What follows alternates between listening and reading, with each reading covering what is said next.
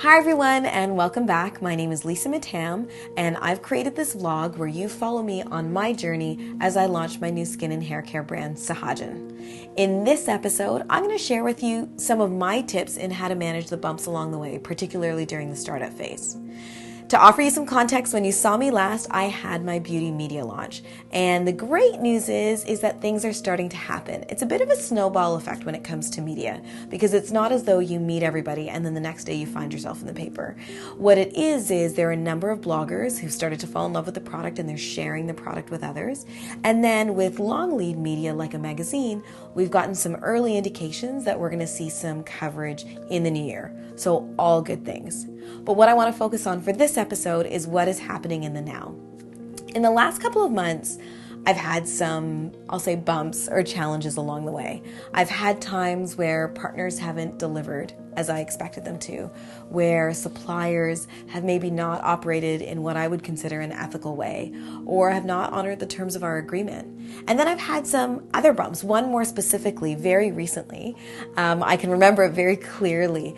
I was walking through a store, I was preparing for a retail presentation, and I got an email from our chemist that said, hey, I had ordered product 2 weeks ago, and I even remember his order because I'm so happy to get any order. Every order I get a little smile on my face. And he sent me an email saying, hey, I ordered product a couple weeks ago and I haven't received it. And I sort of stopped dead in my tracks. And the way we work from a process perspective is the product to maintain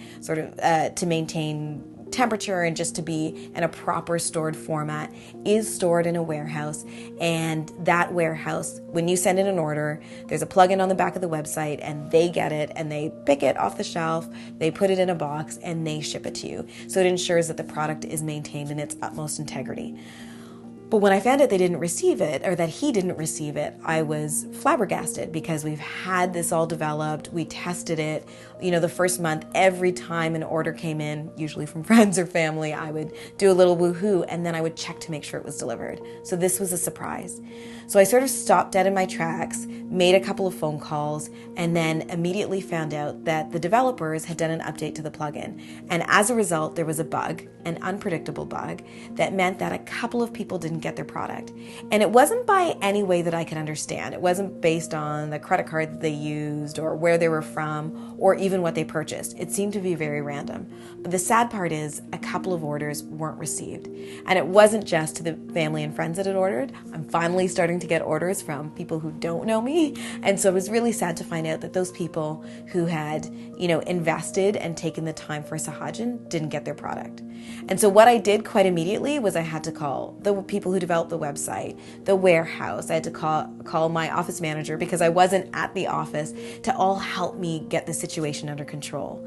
Within a couple of hours, the people who didn't get product all got a personal email from me explaining exactly what happened, with me apologizing and thanking them for their business, and me adding in extra product to say thank you for the delay or apologies for the delay. And then their product was FedExed to them that day. But here are my tips and takeaways from having gone through that experience and the ones previous to that. The first is you need to act quickly and decisively. When this customer experience happened where the product wasn't received, it was a Friday morning at about 10:30. And it took a couple of hours to get all the phone calls and get the details and the email addresses and decide how I was going to proceed. So it was by about 2 o'clock in the afternoon on a Friday that everybody got their emails and that I knew exactly what was going to happen. But I had to act in the moment. I don't work at a big company. I don't have the luxury of lots of people and lots of time. And so in this situation, you've got to act quickly and decisively when you're dealing with something. You're in startup mode and things are moving fast. My second big takeaway is the customer is essential and you always have to act in the best interest of the customer.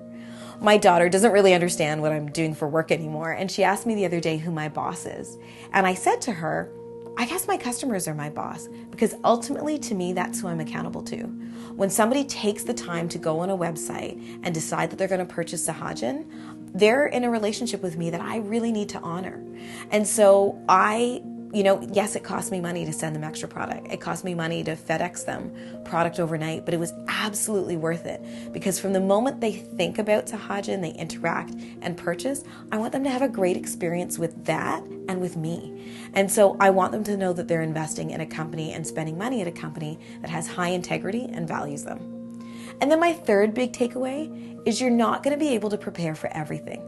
Mistakes will happen. Not everybody is going to deliver on time or in the best way or the way that you expected. And sometimes technical glitches happen. I'm not a techie, and I can tell you I don't understand anything that was explained to me in terms of what happened. But what I know for sure is I couldn't have predicted it. And so how did I get through that, and how do I suggest you get through it? Well, if I can be totally honest, a lot in candy and chocolate almonds.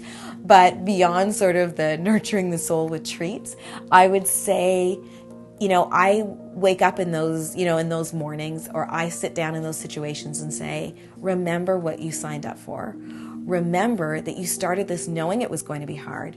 And remember that, you are the CEO of this company. And right now it's a company that is an N of 2. I have me and I have a very, very lovely office manager. But in that moment, I need to act and operate as a CEO. And you have to be the CEO that you want to be.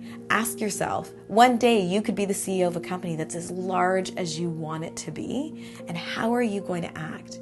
And so yes, it might bring you down sometimes. Yes, there might be times where you just want to hide under the covers. But then say to yourself, I'm the CEO of this company. I created this, and I can make this happen. So I hope you found those tips helpful. I would love to hear some of the challenges that you're facing as you launch your business, and I look forward to continuing to share the journey with you. In our next episode, I'm going to tell you a little bit about what it's like to pitch to retailers. So take care, and I hope to talk to you soon. Bye.